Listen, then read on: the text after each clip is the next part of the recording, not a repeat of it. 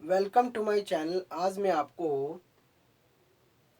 बारंबारता से रिलेटेड आयत चित्र कैसे बनाया जाता है और सारणी के माध्यम से बारंबारता बहुभुज कैसे बनाया जाता है और साथ में बारंबारता बहुभुज की सहायता से समांतर माध्य कैसे निकाला जाता है। तो क्वेश्चन ये दिया हुआ है, एक कारखाने में 160 कामगार कार्यरत हैं। उन्हें प्रतिदिन मिलने वाला वेतन तथा उनकी संख्या का विवरण निम्नवत है। इस तरीके से दिया हुआ वेतन दिया हुआ है रुपए में और कार्यरत व्यक्ति दिए हुए हैं। तो 40 से 50 हजार रुपए कमाने वाले जो व्यक्ति हैं वो 15 हैं। 50 से 60 हजार रुपए कमाने वाले व्यक्ति जो है 25 हैं। 60 से 70 हजार रुपए कमाने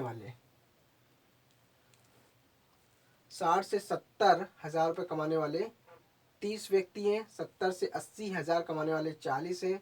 80 से 90 हजार कमाने वाले 30 हैं। और 90 से 100 के बीच में 90 से 100 के बीच में कमाने वाले व्यक्ति हैं 20। तो यहाँ पे ये जो दिया है ये हजार का विवरण है, हजार में ये फॉर्म। तो 40 से 50 हजार के बीच में कमाने वाले और 50 से 60, 60 से 70, 70 से 80 इस प्रकार कार्यरत व्यक्ति दिए हुए हैं। हमें इस क्वेश्चन में सिर्फ क्या निकालना है, इस बारंबारता बंटन के माध्यम से आयत चित्र बनाना है और उपर्युक्त सारणी का बारंबारता बहुभुज बनाना है। बारंबारता बहुभुज की सहायता से समांतर माध्य का मान निकालना है। तो कैसे करेंगे, यहाँ पे क्या है बारंबारता आयत चित्र कैसे बनाते हैं। सबसे पहले हम क्या करते हैं, यहाँ पे एक स्केल मान लेते हैं। स्केल क्या होना चाहिए, यहाँ पे देखिए 40 से 50, 50 से 60, 60 से 70, ये 10-10 का रेंज दिया हुआ है। तो हम क्या करते हैं, वर्ग अंतराल, इसको हम ये वाला ये जो है वर्ग अंतराल, वेतन का जो वर्ग अंतराल है, वर्ग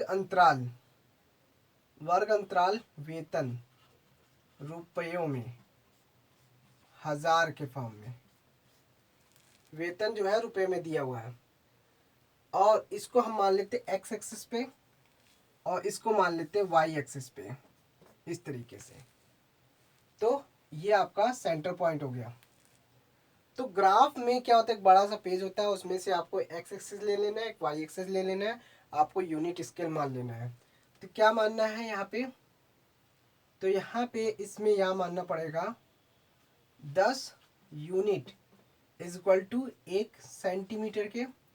और यहाँ पे क्या है, 5-5 का है, तो यहाँ पे भी हम वही ले लेते हैं 10 यूनिट। 10 यूनिट जो है वो 1 सेंटीमीटर के है, ये वाई एक्सिस पे है और ये एक्स एक्सिस पे है।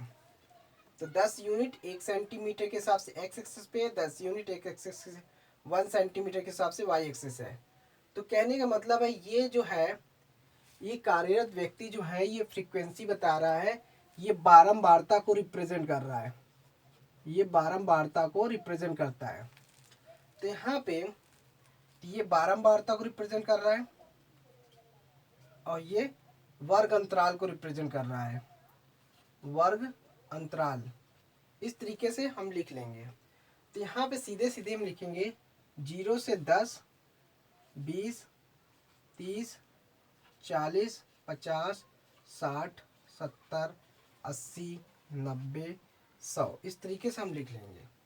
और एक एक पॉइंट पे ये लाइन हम दर्शा देंगे, 1-1 सेंटीमीटर का गैप हमने बना दिया। इस तरीके से कैसे आयत चित्र बनता है, तो यहाँ पे आपको इधर भी वही 1, 2, 3, 4, 5, 6, 10, 20, 30, 40, 50 और यहाँ पे हो जाएगा 60। इस तरीके से हमने ले लिया। अब वर्ग अंतराल को ध्यान से देखेंगे, हमें 40 से 50 हजार, 40 से 50 हजार के बीच में कितना है, 15 है। 40 से 50 हजार के बीच में ये है 40 से 50। तो ये वाला जो पॉइंट है और ये इसके बीच का, तो हम क्या करेंगे, यहाँ पे एक पॉइंट रखेंगे, ये 40 है, ये 50 है, तो हम बिल्कुल यहाँ पे हल्का सा अंदर से लेंगे और एक कहाँ तक लेना है 15, तो 15 यहाँ तक आएगा, इसका आधा भाग 15 होगा, तो यहाँ तक हम 15 तक का नाप ले लेंगे इस तरीके से। इसकी हम ऐसे ले लिया। फिर उसके बाद 50 से 60 के बीच में कहाँ तक दिया 25, तो 25 आपका यहाँ तक आएगा। 50 से 60 के बीच में स्केल से आपको नापना पड़ेगा। यहाँ पे स्केल आपको बुक में स्केल से नापना पड़ेगा, कितनी हमें लेना है 25 तक के रेंज में, तो ये आपका 25 जा रहा है इस तरीके से। फिर उसके बाद 60 से 70 के बीच में 30 है, 60 से 70 के बीच में 30 है, 30 आपका ये जाएगा यहाँ तक का, तो हमने ये पॉइंट ऐसे ले लिया। 60 से 70 के बीच में हमने ये पूरा ले लिया इस तरीके से, इस तरीके से ले लिया। अब उसके बाद 70 से 80 के बीच में 40 है, 40 आपका यहाँ पे आएगा, तो यहाँ पे हल्का सा हमने ये ले लिया, हल्का सा गैप। 70 से 80 के बीच का ये आ गया। और उसके बाद 80 से 90, 80 से 90 30 तक का दिया है, 30 आपका ये दिया हुआ है। 80 से 90 30 आपका यहाँ तक दिया हुआ है, ऐसे आप बना लिया। और 90 से 100 के बीच में 20 दिया है, तो 20 आपका यहाँ तक है, 90 के 100 के बीच में है। इस तरीके से 1 2 3 4 5 6 1 2 3 4 5 6 5 रेक्टेंगल बन गए आयत चित्र। इस तरीके से स्केल से नापेंगे। और इनकी यहाँ तक ये जो ग्राफ है, ये जो अंतराल जो दिया हुआ है, ये 40 से 50 से शुरू हुआ है ऊपर से, तो 40 से 50 के बीच में मैक्स इसका जो कार्यरत व्यक्ति जो है 15 है, तो 10 और 20 के बीच में 15 आएगा, तो यहाँ होगा। और 25 जो होगा 20 और 30 के बीच में 25 आएगा। फिर इस तरीके से सीधे सीधे हो गया। अब ये आपका इस तरीके से आयत चित्र बन गया। अब यहाँ पे उपयुक्त सारणी की बारंबारता बहुभुज बनाना है। बारंबारता बहुभुज क्या होता है? बारंबारता बहुभुज में आपको एक कल्पित माध्य लेना होगा, स्टार्टिंग से 0 से 40 तक के बीच में कल्पित माध्य लेना होगा। तो उसका हम फ्रीक्वेंसी हम 0 ले लेते हैं। सबसे पहले एक ऊपर इसी से हम जोड़ लेते हैं, मान लेते हैं इनके बीच का 40, 0 से 40 के बीच में हमने इनका ये इसका 0 पॉइंट ये मान लेते हैं कल्पित माध्य। इसमें दिखाया नहीं है, लेकिन हम यहाँ पे इसको मान लेते हैं। 0 से 40 के बीच का माध्य ले लिया। अब इसी तरीके से एक ये ए पॉइंट ये हो गया। 40 से 50 के बीच का कल्पित माध्य, इसके बीच का क्या है 40 से 20 का, अगर इसका मध्यमान बिंदु निकालते हैं 40 से 50 के बीच का मध्यमान बिंदु होता है 40 और 50 को जोड़ेंगे तो 90, 90 का आधा करेंगे 45, तो 45, तो 40 और 50 के बीच में 45 होगा, तो इसका कल्पित माध्य 15 तक है, ये यहाँ तक होगा, तो इसका कल्पित माध्य ये आएगा, तो ये वाला बी पॉइंट हो जाएगा। अब इसी तरह से 50 से 60 के बीच में 50 और 60 का मध्यमान बिंदु निकालेंगे, तो मध्यमान बिंदु 50 से 60 के बीच का क्या आएगा 55 आएगा। 55 50 से 60 के, तो इसका कितना दिया 25, तो ये कल्पित माध्य ये हो जाएगा। फिर इसी तरह 60 से 70 के बीच का कल्पित माध्य ये, फिर इसका इसी तरह से, इसका इसी तरह से, इसका भी इसी तरीके से, और इस तरीके से हम इसको मिलाएंगे। तो मिलाने पे ये जो पॉइंट जा रही है, लाइन जा रही है, ये और ये, और एक कल्पित माध्य लास्ट में और लेंगे, क्योंकि लास्ट में हम इसे 100 से 110 लेंगे, तो ये आपका धीरे से ये आएगा नीचे यहाँ पे। इस तरीके से इसको सी नाम, D E F G H, इस तरीके से A B C D E F G H आपका एक सारणी का बारंबारता बहुभुज बन जाएगा। इस तरीके से ये बहुभुज आपका ऐसे बनेगा, क्योंकि हमें इसके बीच का कल्पित माध्य लेना होता है। कल्पित माध्य आप मान लीजिए 0 से 40, और लास्ट वाले में 100 से 110 अलग से ले लीजिए। उसका हमें उसकी जो फ्रीक्वेंसी लेंगे वो 0 ही लेंगे। 0 से 40 के बीच की फ्रीक्वेंसी 0 ही होगी, और 100 से 110 के बीच की फ्रीक्वेंसी जो होगी वो 0 होगी। यहाँ पे फ्रीक्वेंसी क्या है, यहाँ पे कार्यरत व्यक्ति हैं 0 से 40,000, यानी कि 40,000 तक की रेंज में कमाने वाले जो व्यक्ति हैं, कार्यरत व्यक्ति कोई नहीं है। और 100 से 110 यानी कि 1 लाख से लेकर 1,10,000 तक की रेंज में कमाने वाला व्यक्ति कोई नहीं है। इस रेंज में कमाने वाले व्यक्ति हैं, तो इसका हमने 0 मान लिया, इसका भी 0 मान लिया। अब यहाँ से हमने इसको हम 20 से क्यों लिया, क्योंकि 40 और 50 इसका मध्यमान बिंदु निकालेंगे। तो मध्य एक और कॉलम निकलेगा मध्यमान बिंदु। मध्यमान बिंदु में क्या करते हैं, 40 इसका निम्नतम बिंदु और उच्चतम बिंदु को जोड़ देते हैं हम। और ये 40 और 50 को जोड़ेंगे तो 90/2 तो ये 45 हो जाएगा इस तरीके से।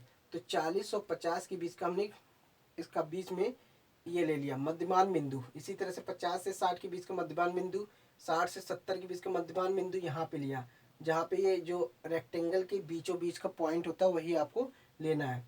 ABCDE इस तरह से ले लेंगे। इस तरीके से आपका एक बारंबारता बहुभुज तैयार हो जाएगा। पहले आपको आयत के द्वारा दिखाना पड़ेगा ग्राफ, फिर आपको इसको ऐसे मिला देंगे, इनके इस रेक्टेंगल के मिडिल पॉइंट को जोड़ते हुए मिलाते चले जाएंगे। हर रेक्टेंगल को आपको मिलाना है, हर रेक्टेंगल के एक मिडिल पॉइंट्स को जोड़ते हुए आपको यहाँ तक लाना है।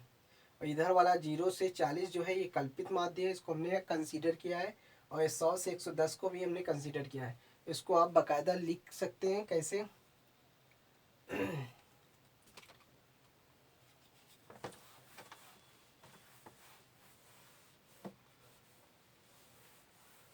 इसको बाकायदा आप ऐसे ले सकते हैं। पहले आप क्या लिखेंगे, वर्ग अंतराल लिखेंगे, फिर मध्यमान बिंदु, ये आपको शो करना पड़ेगा। पहले आपको ये दिखाना पड़ेगा मध्यमान बिंदु और यहाँ पे बारंबारता। तो बारंबारता में व्यक्ति है, यहाँ पे व्यक्ति को रिप्रेजेंट कर रहा है। तो यहाँ पे 0 से 40 ले लेंगे और 40 से 50, 50 से 60, 60 से 70, 70 से 80, 80 से 90, 90 से 100 और 100 से 110, 110। इसको हम मान लेते कल्पित वर्ग अंतराल। इसको भी हम मान लेते हैं इधर वाले नीचे वाले को, इसको भी हमने कल्पित वर्ग अंतराल मान लिया इस तरीके से। अब इनका मध्यमान बिंदु निकालना है। तो 0 से 40 के बीच का मध्यमान बिंदु क्या होगा, तो 20 होगा। इसका होगा 40 से 50 में 45 होगा, और इसका होगा 55। इसका कितना होगा 60 और 70, इसका जो आधा होगा 65 होगा। इसका हो जाएगा 75। इसका 60 और 90 के बीच में 85, 90 और 100 के बीच में हो जाएगा 95। इनका हो जाएगा 100 से 110 में 105। इस तरीके से इनका मध्यमान बिंदु निकल गया। बारंबारता दी हुआ है 15, 25, 30, 40, 30। यहाँ पे ये नहीं देना है। 0 से 40 में यहाँ पे भी गलती हो गई, ये तो सही है। ये तो 20 होगा, ये 45, ये 55, ये 65, ये तो ठीक है। लेकिन इनकी फ्रीक्वेंसी क्या होगी, 0 से 40 के बीच में कोई व्यक्ति नहीं है तो 0 होगा। और उसके बाद 15, 25, 30, 40, 30 और ये 20 और ये लास्ट वाला 0। इस तरीके से आपको बना लेना है। अब आपको यहाँ पे यूनिट स्केल मानना पड़ेगा। यूनिट स्केल आपको मान लेना है 10 यूनिट जो होगा वो 1 सेंटीमीटर मान लो, और दोनों को एक्स एंड वाई एक्सेस दोनों पे ही मान लीजिए। तो 10-10 का गैप हो जाएगा। इस तरीके से हम बनाएंगे और आपको बहुभुज तैयार हो जाएगा। अब आपको क्या करना है, यहाँ पे सिंपल सा पहले बनाना यही है। अब आपको बारंबारता बहुभुज की सहायता से समांतर माध्य का मान ज्ञात कीजिए। समांतर माध्य में क्या होता है, यहाँ पे एक वर्ग, यहाँ पे वर्ग अंतराल दिया हुआ है और यहाँ पे ये दिया हुआ है कार्यरत व्यक्ति 40 से 50 के बीच में 40 से 50 हज़ार रुपये पाने वाले व्यक्ति जो हैं 15 हैं। 50 से 60 हज़ार पाने वाले जो व्यक्ति हैं 25 है, इसी तरीके से दिया हुआ है। तो यहाँ से फिर से वही प्रोसेस होगा। यहाँ पे हमें क्या निकालना है, समांतर माध्य निकालने के लिए अगर हमें बारंबारता दी है, ये जो है फ्रीक्वेंसी को रिप्रेजेंट कर रहा है, फ्रीक्वेंसी को रिप्रेजेंट कर रहा है। और हमें यहाँ पे क्या है, एक एक्स, हमें एक्स का टर्म्स नहीं पता है। एक्स का टर्म्स पता करने के लिए हमें इनके बीच का क्या निकालना पड़ेगा, मध्यमान बिंदु। तो यानी कि एक्स मान लेते हैं, तो ये वर्ग अंतर एक कॉलम आपको एक्स्ट्रा बनाना पड़ेगा यहाँ पे। तो एक्स मध्यमान बिंदु, एक्स को ही हम मध्यमान बिंदु कह रहे हैं। तो 40 से 50 के बीच का कितना होगा मध्यमान बिंदु, 45, 55, 65, 75, 85 और ये हो जाएगा 95। ये इनके मध्यमान बिंदु हो जाए, 1 2 3 4 5 6, 2 3 4 5 6, ये इनके मध्यमान बिंदु हो गया। तो ये आपका एक्स हो गया।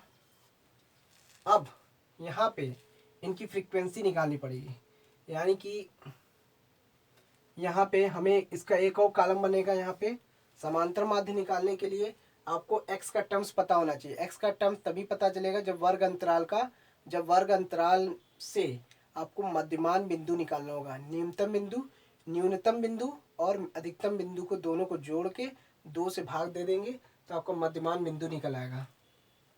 तो जैसे कि 40 और 50 को जोड़ेंगे तब आपका 45 आएगा। उसी तरह 50 और 60 को जब जोड़ेंगे 2 से भाग देंगे तब 55 आएगा। 60 और 70 को जब जोड़ेंगे तो 2 से भाग देंगे तो वो आपका 65 आएगा।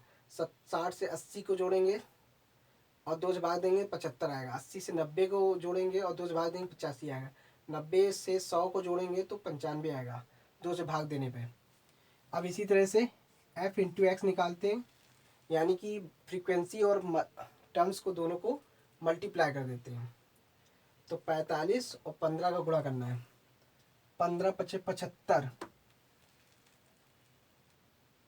15 पचे 75, 75 की 7, 15 चक्को 60, 60 में 7 जोड़ा 67।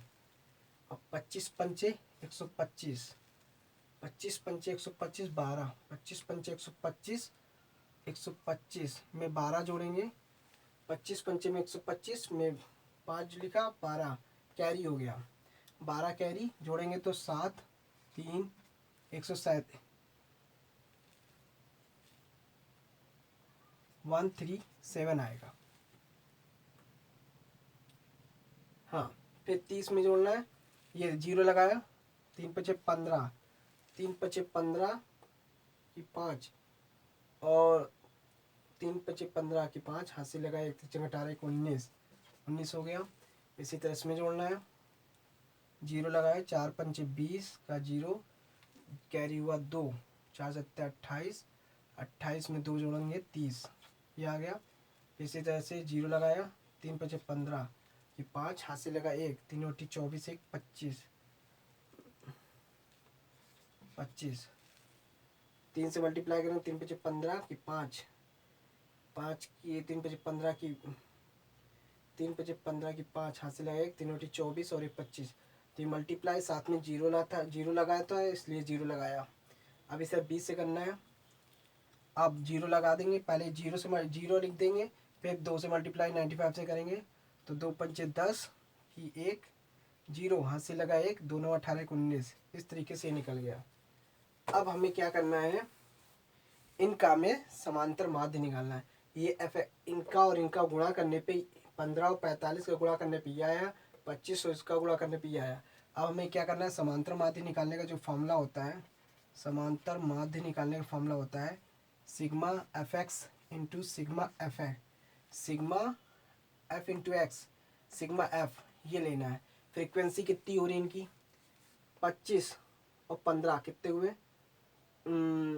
40, 40 40 40 80, 80 में 30 जोड़ा 110, 110 में 30 जोड़ा 140, 140 में 20 जोड़ा 160, टोटल फ्रीक्वेंसी 160 है। अब इनको जोड़ देते हैं, इनको जोड़ते हैं, 5 5 10, 5 5 10 का 0, कैरी हुआ 1, 7 दूनी 14, 14 में 5 19, 19, 14 में 5 19, 19 में 5 जोड़ा 24, 5 5 10, 7 दूनी 14, 14 और 10, 14 और 10 24 और एक 25, 25 की कैरी एक जोड़ दिया 25, 25 की 2, 25 की 5, हाथ से लगा 2। अब बच्चा 6 3 9, 9 दूनी 18, 18, 18 में कैरी जोड़ा 20, 20 में 5 जोड़ा 25, 25 में 9 जोड़ा 34, 34 की 4, हाथ से लगा 3। अब ये आया 1 2, 2 और 3 5, 5 2 7 और एक 8, 8 में 3 जोड़ा 11, ये आया। तो इसका 11,450 और इसका 160, काटेंगे 0 0 कैंसिल हो गया। अब आपका सिंपल सा ये हो गया 1145, एक 16, 16 से भाग देते हैं, 16 16 16 पंचे 80, 16 छः 96, 16 सत्ते 112, 7 आया 112, 2 25, 25, 16 एक कम 16, फिर कितना आया 15, ये 9, 15 में से 6 गया 9, ये 0 हो जाएगा, पॉइंट लगा 0 बढ़ रहा, 16 पंचे 80, 80 आया 10, इसी तरह से 16 पंचे 80, 16 पंचे 80, 16 छक्का 96, 96 0 बढ़ा के, तो ये 4 बचेगा फिर। तो कुल मिला के 71, इसका जो फाइनल आंसर जो आ रहा है 71.56, 71.56, इसका जो समांतर माध्य जो निकल रहा है वो इसके बीच में आएगा, ये 60 से 80 के बीच का 71.56 होगा समांतर माध्य। तो 60 से 70 से 80 के बीच का टर्म्स होगा, जो ये इसका समांतर माध्य निकलेगा, बारंबारता बहुभुज का समांतर माध्य आएगा 71.56, ये आपका आंसर आएगा। तो thanks for watching my video, धन्यवाद।